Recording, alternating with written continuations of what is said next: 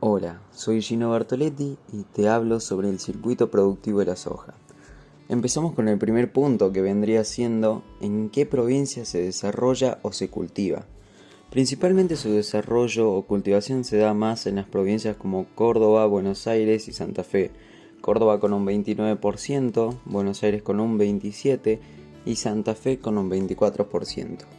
Luego pasamos a las otras, donde el promedio es bajo del 10%, como por ejemplo Entre Ríos con un 7%, Santiago del Estero con un 4%, Salta y Chaco comparten el puesto con un 3% y La Pampa con un 1%.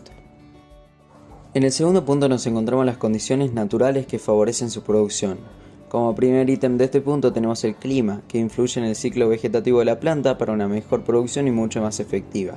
El clima que ayuda a mejorar la producción de soja es un clima seco, ubicado en el este de nuestro país. La temperatura es otra cosa a tener en cuenta. La temperatura base de desarrollo varía entre 6 y 10 grados centígrados. Las temperaturas óptimas nocturnas para su crecimiento se encuentran entre los 21 y 27 grados centígrados, mientras que la fijación de vainas se retarda con temperaturas menores a 22 grados centígrados y cesa con temperaturas menores a 14 grados centígrados. El suelo, como último ítem, se desarrolla en suelos neutros o ligeramente ácidos, con un pH de 6 hasta la neutralidad. Se consiguen buenos rendimientos con este tipo de suelo. Continuamos con el punto más cortito pero no menos importante. Ahí estamos hablando del punto 3, las transformaciones realizadas por la sociedad. Para empezar a cultivarla tiene que haber un arduo trabajo de mantención del terreno. En caso de que hayan imperfecciones, queden rastros de la anterior cultivación, malezas o lo que fuese. Continuamos así con la aplicación de fertilizantes y control de malezas.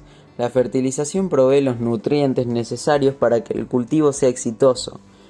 Por otro lado, el control de malezas provee el medio para garantizar que el cultivo no tenga competencia por nutrientes que inciden así en su evolución.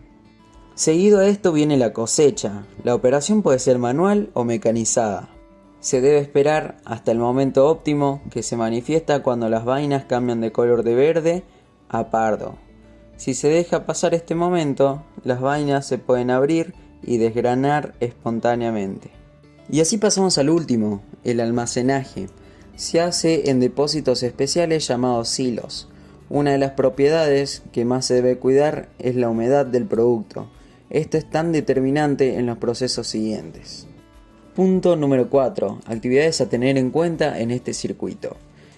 Este punto consta del proceso por el cual sufre la soja antes de ser comercializada. Como primer concepto tenemos la preparación del terreno.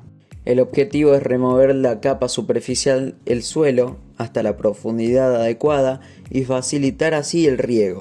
Entre los procedimientos más usados están el arado, la escarificación y el gradeo.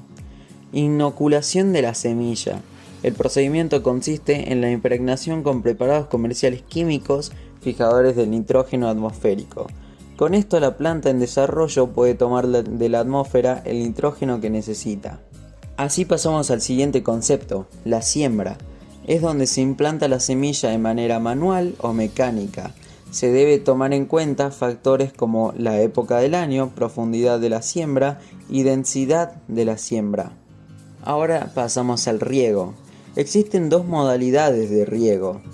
El natural, que vendría siendo la lluvia, y el artificial, que vendría siendo los ríos, las represas, aguas subterráneas, etc. La cantidad de agua a usar depende de la variedad de soja sembrada y de las características del suelo. Punto número 5. Los agentes que intervienen. Como primer agente tenemos los propietarios. Son los que pueden realizar la producción directamente desde su tierra o así alquilarla. También tenemos los arrendatarios. Son los que alquilan las tierras para cultivarla.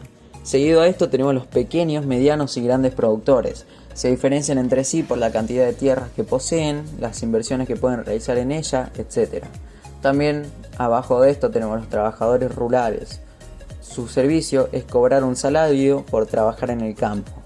Otro agente que interviene son las empresas que brindan servicios a terceros, servicios como de laboreo, siembra, protección de cultivos y cosecha, y estos reciben como pago dinero o parte de las cosechas. En algunos casos son ambos las formas de pagos.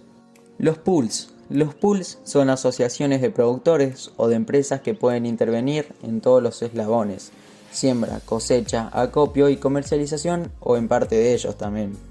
Acopiadores son las empresas de servicios utilizadas por los productores. Se encuentran en la zona de producción, financian créditos o programas de siembras a los productores, desarrollan la producción por sus campos o en sus campos, asociaciones o coproductores. Por último tenemos el Estado, que crea leyes o decretos que regulan las diferentes actividades de los circuitos productivos. Punto número 6. Mercado de la soja argentina. El mercado de la soja argentina hacia el exterior se da más en los países de la Unión Europea, como Holanda, Francia y Alemania en la cabeza. Después, más abajo de estos, están los países tales como Indonesia, Vietnam y Tailandia, como principales importadores de la soja. Pero también se da como producto de libre comercialización dentro de nuestro país, llamándolo así mercado interno. En los últimos 2 años, la venta hacia el exterior se vio afectada por el fenómeno de la pandemia mundial COVID-19. Debido a eso, muchos países cerraron las fronteras, así dejando sin comercio internacional de varios productos argentinos. Punto número 7 y último, la historia de la soja en Argentina. Las primeras plantaciones de soja en Argentina se hicieron en el 1862, pero no encontraron eco en los productores agrícolas de aquellos años. Hacia el 1956, en Argentina no se conocían aún los aspectos básicos de la soja como cultivo. Los fracasos de la implantación hicieron que fuese considerada para esa época como un cultivo tabú, o sea que estaba mal visto para la sociedad. Hasta fines de los 80, la producción agropecuaria de Argentina, y sobre todo la que se desarrollaba en la región pampeana, estaban basadas en los cultivos clásicos, así como el maíz, trigo, girasol. La producción de carne vacuna también fue una de estas. Fue justamente la aparición de trigos de origen mexicano, de ciclo más corto que los tradicionales, lo que permitió pensar en una utilización más intensiva del suelo. O sea, que a través de la introducción de 2 cosechas anuales, una de invierno y la otra de verano. Entonces ahí fue donde la soja era vista como postulante para tener una doble cultivación durante el año. Así fue que la soja pasó de ser un producto que nadie quería plantar, un producto rechazado, a ser el motor de la economía argentina. Este fue mi video, soy Gino Bartoletti de 4º año A.